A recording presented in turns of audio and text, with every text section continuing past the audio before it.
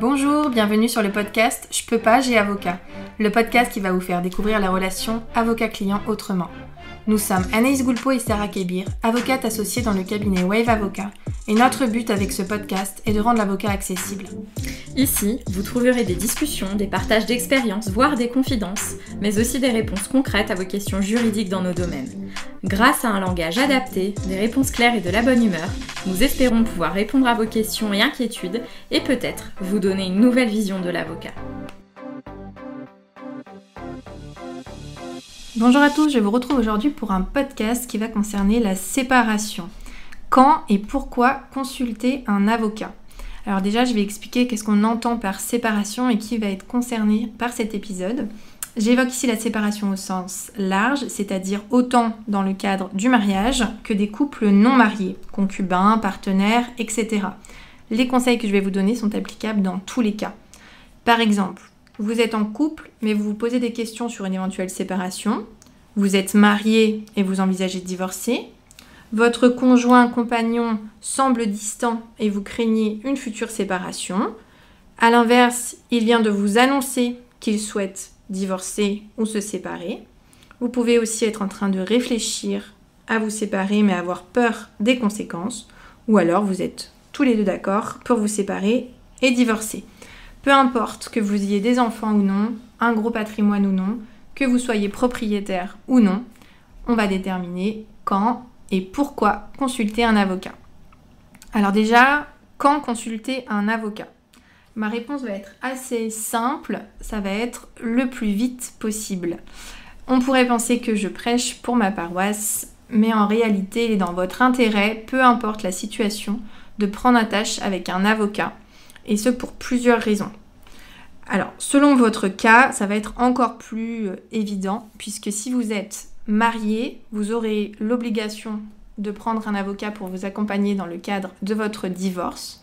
Donc, quitte à devoir prendre un avocat, quitte à ce qu'on vous l'impose, autant le prendre le plus tôt possible, puisque ça vous permettra d'avoir le meilleur accompagnement, l'accompagnement le plus complet. Et même quand l'avocat n'est pas obligatoire, quand vous n'êtes pas marié, quand vous êtes partenaire ou concubin, mon avis reste le même, courez chez votre avocat. Donc pourquoi consulter un avocat ?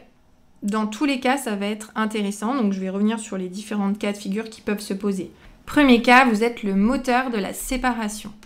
Il arrive régulièrement qu'une personne qui souhaite se séparer ou divorcer sollicite les conseils d'un avocat, même avant la séparation. Ça m'arrive de plus en plus souvent d'avoir des prises de rendez-vous, des demandes de conseils, alors même qu'on envisage seulement de se séparer, mais qu'on n'a pas encore pris de décision.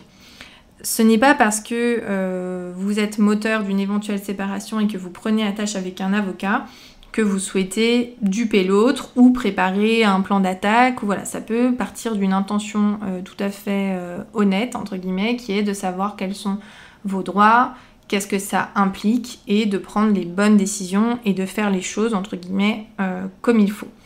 Objectivement, on peut parfois se poser des questions, ressentir le besoin de ne pas prendre de décision à la légère et de pouvoir avoir des discussions constructives avec l'autre personne du couple et aussi être soutenu dans ce moment qui est assez particulier. Souvent, quand les gens se posent des questions, ils vont aller chercher sur internet, regarder éventuellement les informations qu'ils peuvent trouver en ligne, demander à des amis, parfois à leur famille. Il faut savoir que ça, c'est important, c'est intéressant, ça peut vous apporter des éléments, mais ça ne vous permettra pas d'avoir une analyse concrète de votre cas en particulier et un avis sur votre situation personnelle.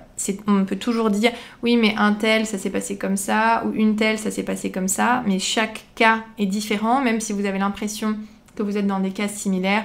Les revenus sont peut-être pas les mêmes, le nombre d'enfants n'est peut-être pas le même, vous avez des emplois qui sont différents, avec des horaires qui sont différents, vous avez peut-être un appartement ou un bien quand vos amis n'en ont pas, enfin voilà, tout est à géométrie variable et donc c'est important de pouvoir parler à quelqu'un de son cas personnel.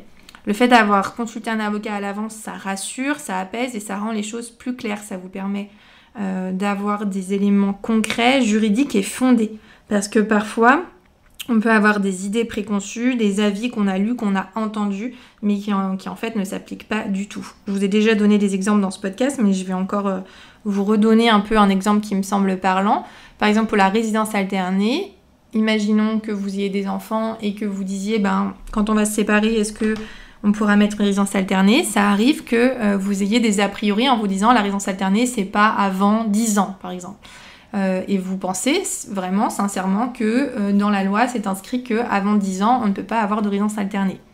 Ce qui est complètement erroné. La loi ne précise absolument pas à partir de quel âge on peut mettre en place une résidence alternée. Et si vous partez sur ce postulat-là que pas de résidence alternée avant 10 ans, vous allez orienter toutes les discussions futures, vous allez prendre même peut-être des décisions pour vos enfants, pour vous, basées sur quelque chose qui est erroné. Et donc au moment où vous allez pouvoir avoir un conseil d'un avocat, vous allez vous rendre compte que tout ce que vous avez fait au préalable, en fait, n'était pas basé sur quelque chose de concret. Et à l'inverse, ça peut même se retourner contre vous. Si depuis le départ, vous avez en tête que c'est impossible qu'il y ait une résidence alternée et que quand vous allez voir votre avocat, il vous dit en fait, c'est tout à fait un scénario envisageable, vous allez peut-être tomber de haut et avoir des difficultés après à revenir en arrière par rapport à toutes les décisions que vous avez pu prendre. Donc, consulter un avocat même quand on est le moteur de la séparation, ça permet aussi de ne pas partir dans les tours ou dire des choses qu'on pourrait regretter, amplifier le conflit. Voilà, ça permet d'avoir quelqu'un qui vous a expliqué clairement les choses d'un point de vue non émotionnel, et donc ça vous permet aussi de pouvoir concrètement aborder les choses de manière juridique.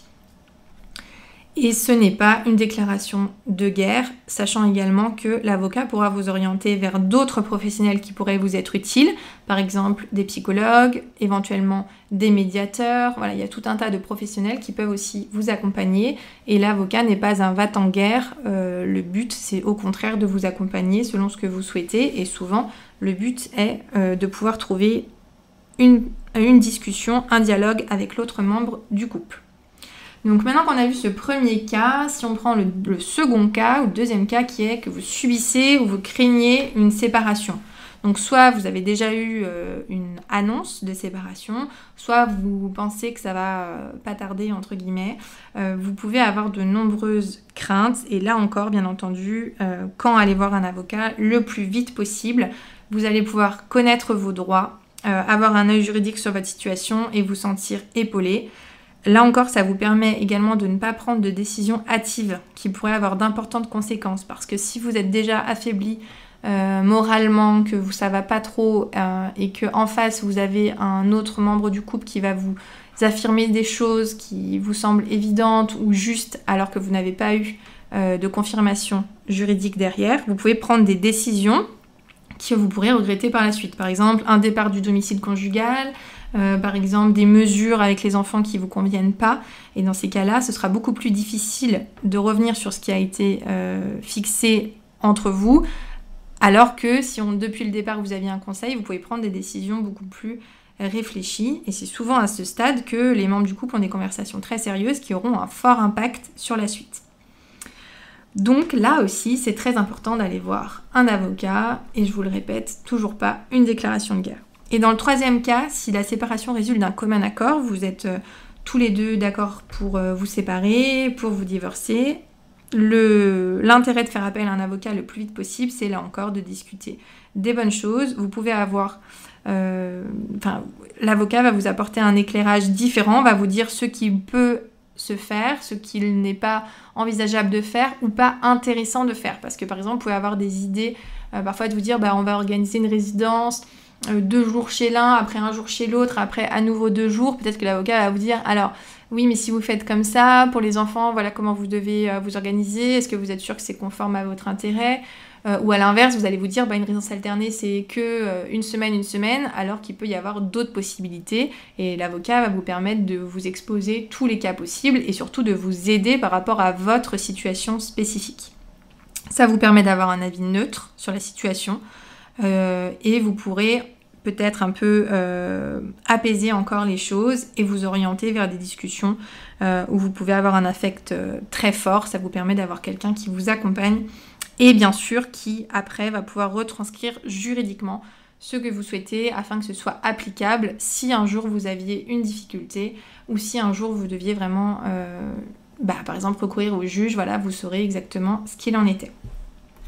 Donc une fois qu'on a évoqué tous ces points, en fait, il faut savoir quel va être l'accompagnement de l'avocat. Donc comme j'ai évoqué, ça dépend vraiment de votre situation. L'avocat, il est obligatoire dans certains cas, par exemple le divorce. Il vous accompagnera alors du début à la fin. Et dans d'autres cas, l'avocat n'est pas obligatoire. Par exemple, dans tous les cas hors divorce, si vous êtes concubin, partenaire et que vous souhaitez vous séparer avec ou sans enfant, l'avocat n'est pas obligatoire, donc tout est envisageable. C'est à vous de voir à quel moment vous souhaitez prendre un avocat et surtout de quelle manière.